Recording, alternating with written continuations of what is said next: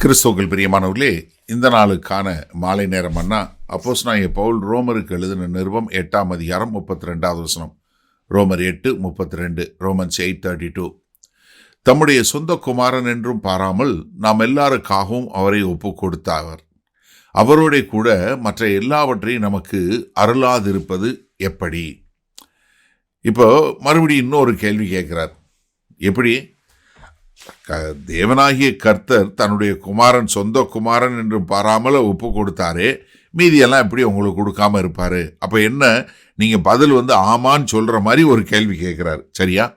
இப்போ முதல்ல பாருங்க, தன்னுடைய சொந்த குமாரன், அதாவது இங்கே தேவனுடைய அன்பு எவ்வளவு முக்கியமானது, எல்லாவற்றிற்கும் மேலானது அப்படிங்கிறத காட்டுறாரு. முதல்ல என்ன, ஒரு தகப்பன் தன்னுடைய இருக்கிறதுலே மிக முக்கியமானது தான் நேசிக்கிற தன்னுடைய ஒரே புத்திரன் என்று சொல்லக்கூடியதா. நம்ம ஆதியாகமம் 22வது அதிகாரத்தில் பார்க்கிறோம், எப்படி 2000 வருடங்களுக்கு முன்பாக, கர்த்தராகிய இயேசு கிறிஸ்து மரிப்பதற்கு 2000 வருடங்களுக்கு முன்பாக ஆபிரகாம் தன்னுடைய ஒரே புத்திரனாகிய ஈசாக்கை கொண்டு வந்து மோரியா மலையில் அங்கே பலி கொடுக்க வரும்போது, எப்படி பின்னால் 2000 வருஷம் கழித்து தேவன் அதே இடத்துல தம்முடைய சொந்த குமாரனையே அங்கே பலியாக கொடுக்கக்கூடியது. அப்போ அங்கே சொல்லும்போது என்ன சொல்கிறாரு, நமக்காக அவர் ஒப்பு கொடுத்தார் என்று சொல்லக்கூடிய ஒரு காரியம் சொல்கிறாரு. ஏன்னா இது இயேசு கிறிஸ்து எப்படி மரண ஆக்கினைக்கு ஒப்பு கொடுத்தார் என்று சொல்லக்கூடியதாக. நீங்கள் ரோமர் 4வது அதிகாரம் 25வது வசனத்தை பார்க்கும்போது, அவர் நம்முடைய பாவங்களுக்காக ஒப்பு கொடுக்கப்பட்டும் நாம் நீதிமான்களாக்கப்படுவதற்காக எழுப்பப்பட்டும் இருக்கிறார். எது? அவர் அவருடைய பாவத்துக்காக மரிக்கல. 2 கொரிந்தியர் 5:21 சொல்லும்போது ஒரு பாவம் அறியாத அவர். அப்ப என்ன, இது சப்ஸ்டிடியூட்டரி அட்டோன்மெண்ட் சொல்லுவாங்க. அதாவது நமக்கு பதிலாக அவர் பலியாடாக போனார். ஏன்னா நம்முடைய பாவங்களுக்காக.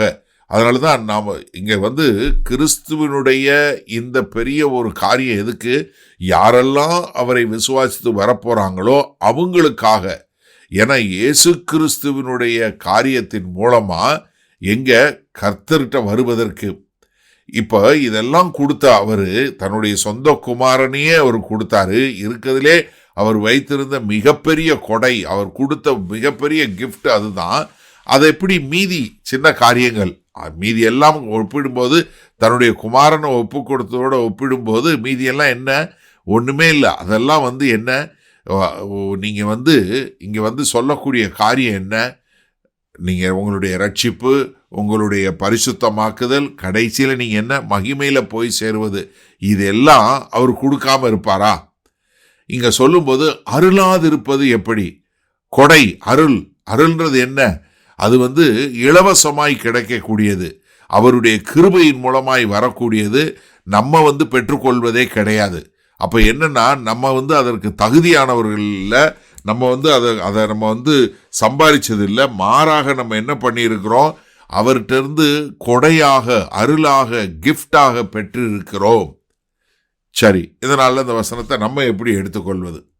அதாவது நம்ம எல்லாருக்கும் ஒரு காரியம் தெரியணும், கர்த்தர் தன்னுடைய சொந்த குமாரனையே கொடுத்தாருன்னா மீதி நீங்கள் யோசிச்சு பாருங்க. நம்ம ஆவிக்குரிய முறையிலையும் இந்த மாம்சமான முறையிலையும் வாழக்கூடிய வாழ்க்கையில் நம்ம அவரை நம்முடைய அன்றாட தேவைகள், எந்த ஒரு தேவை, அன்றாட தேவை, எல்லா தேவைகளையும் அவரை நம்ப முடியுமா, முடியாதா? இப்போ சிந்திச்சு பாருங்க.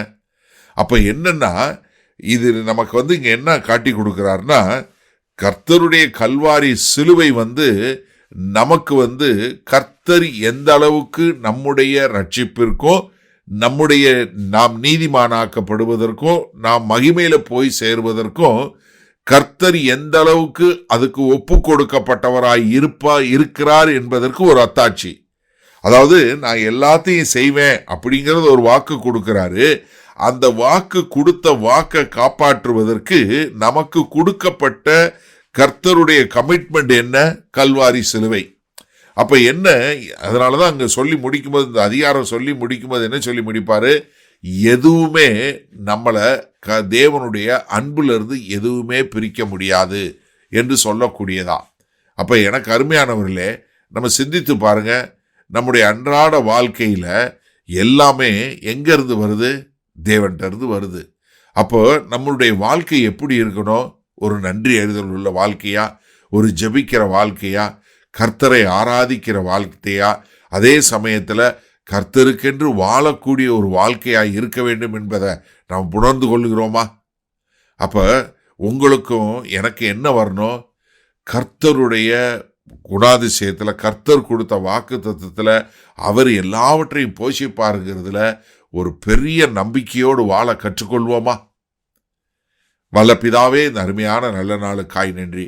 ஆமாண்டவரே, இந்த செய்தியை கேட்டுக்கொண்டிருக்கிற ஜனங்கள், என்னுடைய அருமையான சகோதர சகோதரிகள் யாராவது ஆண்டவரே இன்றைக்கு பலவீனப்பட்டு இல்லை கஷ்டப்பட்டு கொண்டிருந்தா, கர்த்தர் தன்னுடைய சொந்த குமாரனையே கொடுத்தாரே, அதனால நான் எதை பற்றும் கலங்குவதில்லை என்ற ஒரு சுய நிச்சயத்தோடு வாழ எங்கள் தேவன் கிருபை பாராட்ட வேண்டுமாய் மீட்பரும் இரட்சகருமாகிய இயேசு கிறிஸ்துவின் மூலம் ஜெபிக்கிறோம் வல்ல பிதாவே, ஆமேன்.